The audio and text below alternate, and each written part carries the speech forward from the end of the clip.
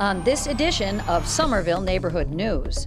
Go to a public meeting about Boston's bid for the 2024 Olympics and hear what Somerville people have to say about the possibility also. Meet Somerville's first poet laureate. Get the latest stats on the city's snow and see how everyone's digging out. And hear an update on the movement to get the city's pension fund divested from the big fossil fuel companies. These stories and more on Somerville Neighborhood News. Hello and welcome to Somerville Neighborhood News. Today is February 10th. I'm Justin Schreier. Somerville Neighborhood News is your bi-monthly newscast, an online source for multimedia news. It's a community service production of SCATV created by staff, interns, and your neighbors. We bring you the news every 2 weeks on SCATV Channel 3 and on our website, somervilleneighborhoodnews.org. We begin our newscast where else? Shoveling. That seems to be our major pastime around here. As of the time we recorded this newscast on Tuesday, February 10th, Somerville had gotten about 60 inches of snow in about 2 weeks, breaking records for the most inches in the least amount of time. A lot of news media are making a big deal out of the fact that the city is cracking down on businesses and people who don't shovel. As of the end of last week, City Hall had received 100 complaints and had issued 39 tickets, 19 commercial and 20 residential. But what about all the residents and businesses who do shovel? And what about the city employees and contractors who've been doing their best out there? We asked SCATV members, SNN viewers, and friends up at City Hall for photos and videos of people and plows, backhoes, and choppers, and all the other efforts to move some snow out of the way. Take a look.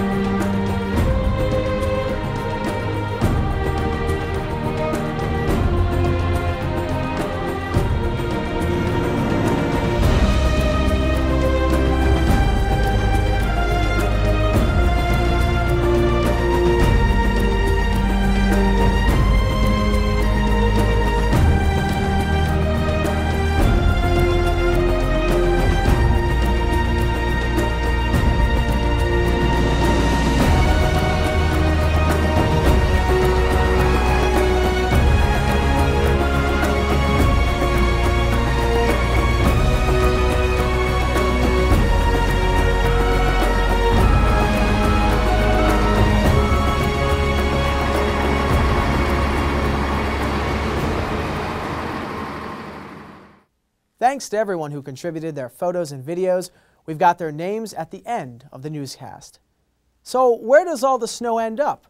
We found out, and that's where we tracked down Stan Cody, Commissioner of the Department of Public Works, on February 6th, a few days before the most recent snowstorm. Now this is snow from all over the city. This is from the 40+ inches of snow we had in the last 10 days. You know, we had 15, 16 inches the other day, and then we had 24 or 25 shortly just before that. We have over 160 people out in the streets working, removing the snow. We had over 130 people during the storm. We're removing the snow and widening up all the mains, all the cross towns and the squares as best we can. We've already expended our full snow budget. We are over budget at this stage, and climbing. Unfortunately, public safety is a top priority of this administration. During the storm, we had almost all of our city employees, including our school custodians, we had all hands on deck well over 100 employees, probably about 120 employees, city employees. The remainder of the employees are private contractors. We have well over 130 pieces of equipment on the streets. As you know, we've been trying to use 2 plows to every route to keep it open. We're now trying to widen some of the side streets on a per-case basis as we're notified by the police and fire department. The best advice we can give people is, first of all, we need to thank people. We know their frustration level is extremely high, and I think they need to understand that to some extent the employees' frustration level is very high. They've gone without sleep for days. They're sleeping at minimal time, a maximum of 4 or 5 hours in a 24-hour period. People need to try to be understanding. At the same time, I think the employees have been understanding for the most part of the public, and we're trying to honor their wishes. We're trying to work with them, but I do want to thank the public for their cooperation so far. This has been a very, very difficult period of weather. We went from having almost no snow at all to getting deluged to record snowfalls overnight. We were very lucky this year to be able to buy. We needed a new front-end loader, so with the front-end loader we bought what we call it's called a snow blower for the front-end loader. And it fills up a truck with snow in 15 seconds, which is why you see so many triaxles on our streets and why you see so many 10-wheel trucks coming down to this site delivering all this snow. Most of this snow has been created by that snow blower, as Denise wants to call it, snow chopper. It's a large piece of equipment. It's an enormous snow blower that works so fast. It's phenomenal. If we had more of those, boy, we'd have all the streets cleared by now. But, you know, budget allows what budget allows. I think it's the one piece of equipment, the best piece of equipment we've probably bought in the last 12 years.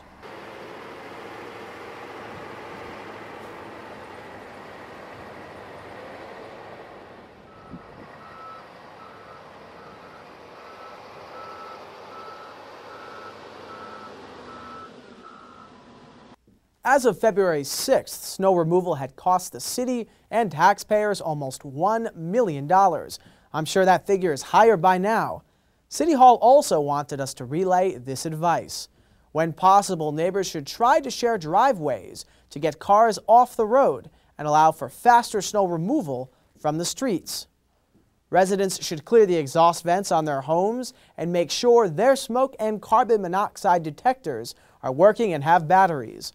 Also, to prevent carbon monoxide poisoning, they need to make sure the tailpipes of their vehicles are clear of snow before starting their engines. Now, let's talk about summer, or at least summer sports. In January, the city of Boston was elected to be the U.S. bid city for the 2024 Summer Olympics. But the Olympic venues being proposed would not be just in Boston. Athletes and visitors would be housed across the greater Boston region, and some of the Olympic events, such as cycling and BMX, would take place at a cycling track called the Velodrome and at a BMX course. Both would be constructed in assembly. Somerville Neighborhood News wanted to know what the alderman for that area, Matt McLaughlin, thought of the possibility. I caught up with him the other day. I'm not 100% opposed to it, but I have grave concerns, and I don't see those concerns being alleviated. The number one reason is just that the Olympics have not proven to be a financially viable option for almost any city they go to. And I could show you data that shows that almost any city that the Olympics have gone to since the modern Olympic era, you know, a lot of people make money, but the city doesn't really make money. And a lot of people have put through a lot of burdens in order to host the Olympics, and there's not much payoff for the local residents. So that's the number one reason, and then there's 1,000 other reasons.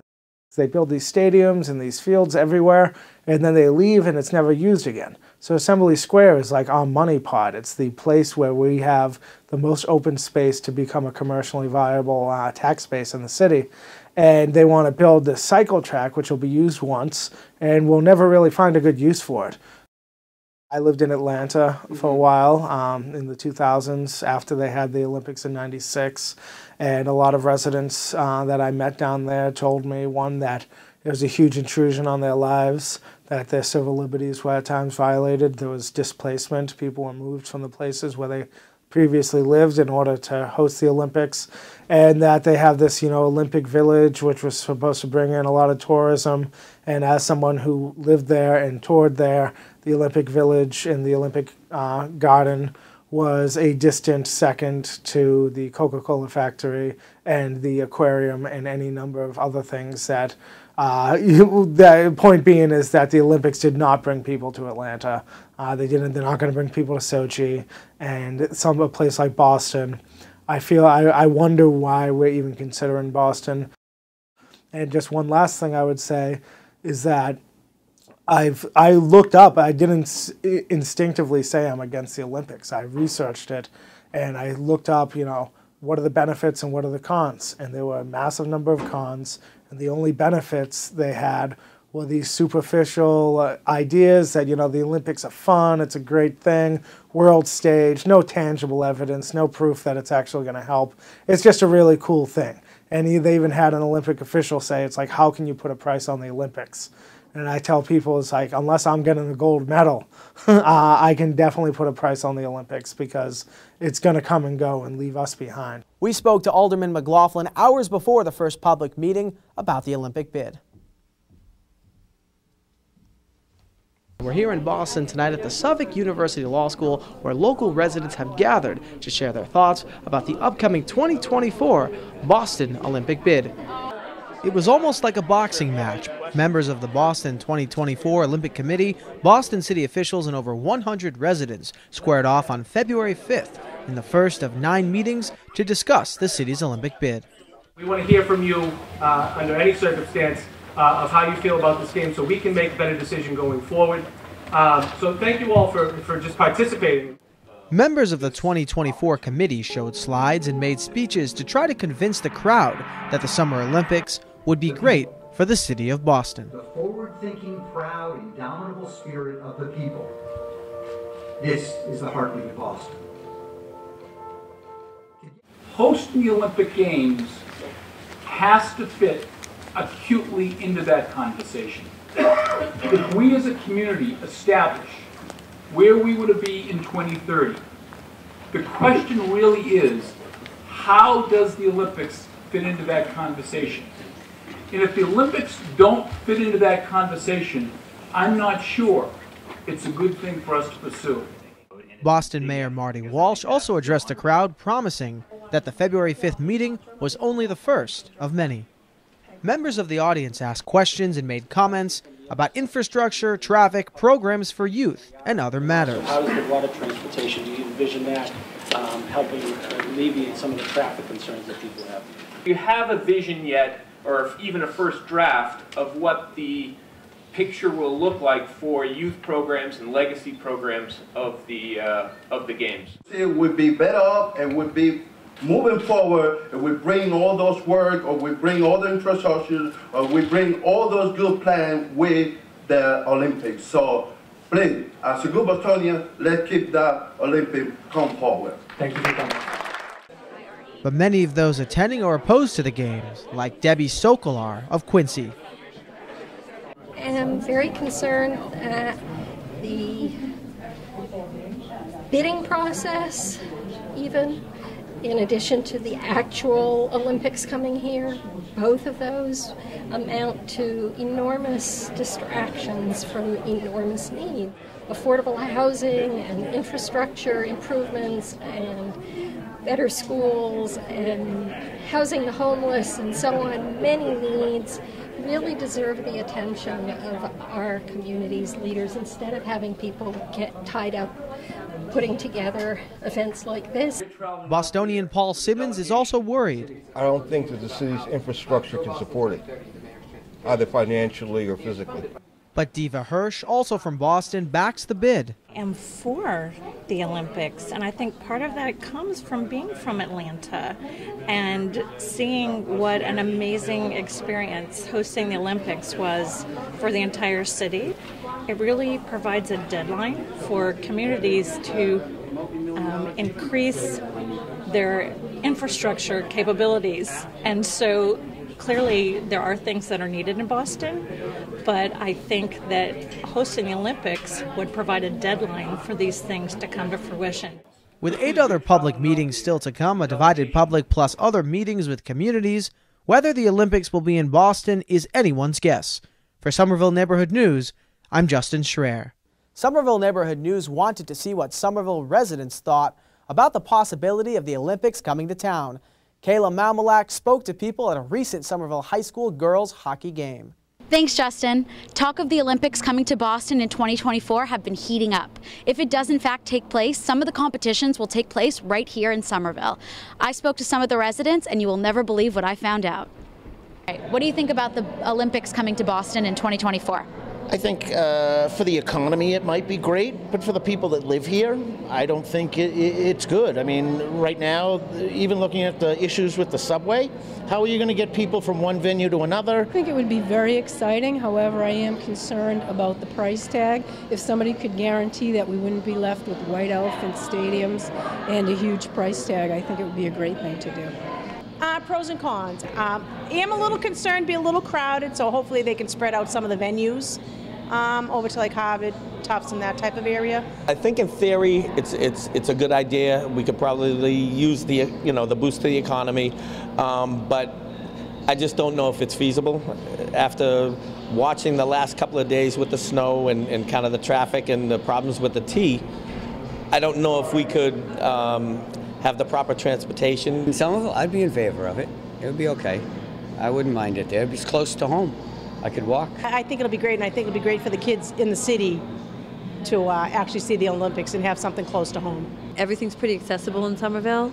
You can walk almost anywhere. You can get the train anywhere.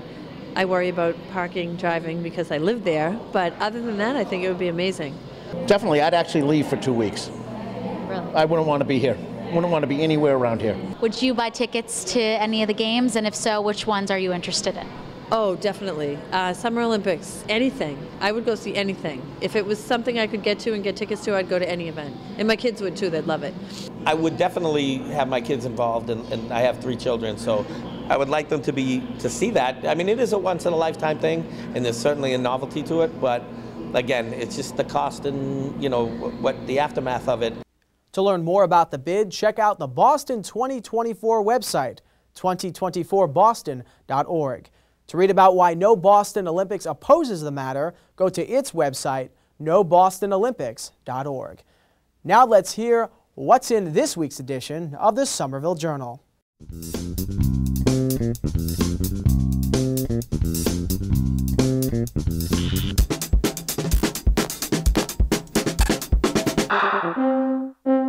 Hello, this week in the Journal we'll have coverage of Mayor Joe Curtatoni's campaign finance report from last year. We'll take a look at the basketball game between Teen Empowerment and Somerville Police, and we'll examine the latest in the bidding for the Powderhouse Community School.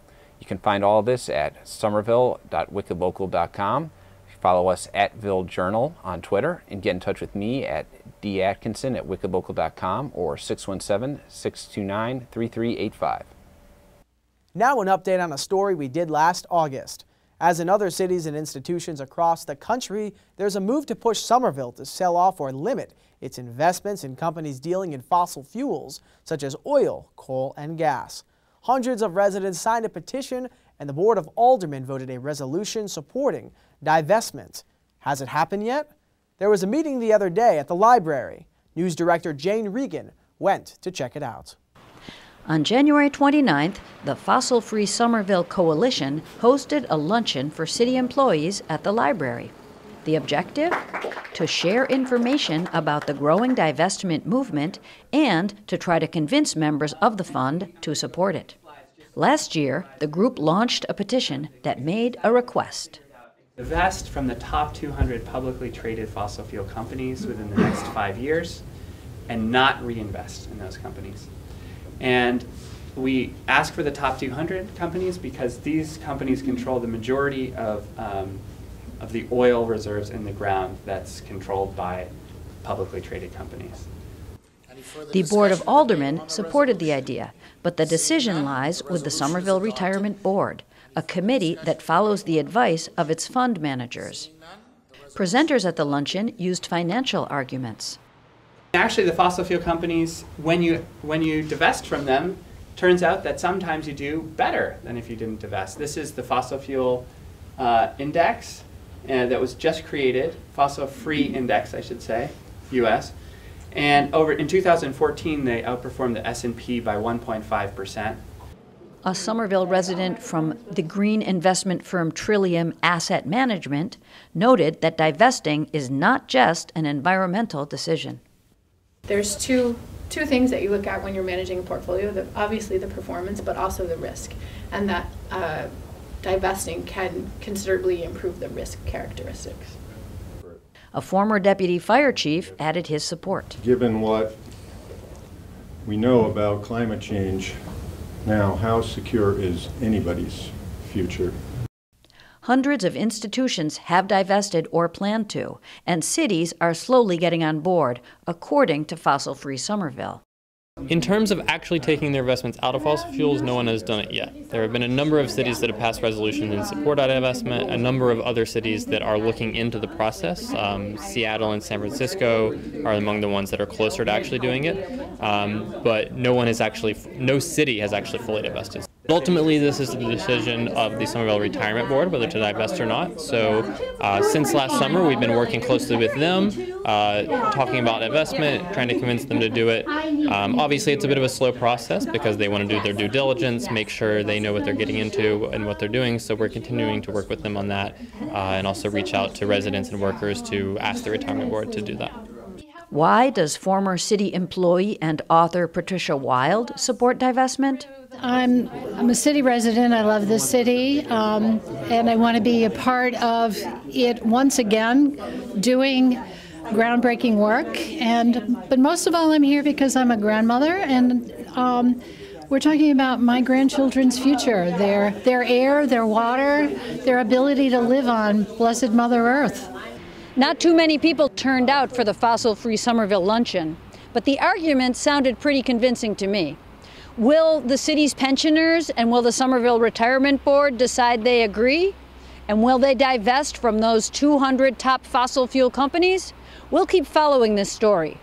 For Somerville Neighborhood News, I'm Jane Regan. Up next, another health tip from Dr. Ira Michelson, host of Taking Back Your Health, right here on SCATV Channel 3 on Thursdays at 7 p.m. or on our website.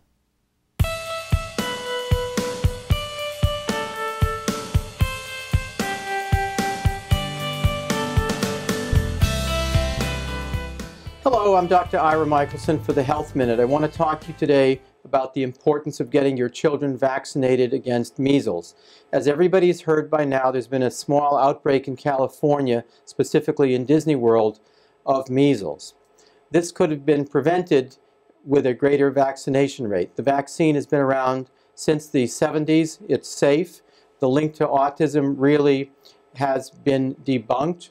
The vaccine requires 2 doses, one at age 1 year, and then the second dose is given when the child enters school. So I think it's a very safe vaccine, it's efficacious, and if everybody gets it, we're protected and don't suffer the horrible possible effects of measles. 1 in 1,000 can die from this, 1 in 1,000 can get encephalitis. For more information, I'm going to send you to cdc.gov. That's the CDC website. Type in the word measles. I'm Dr. Ira Michelson for the Health Minute.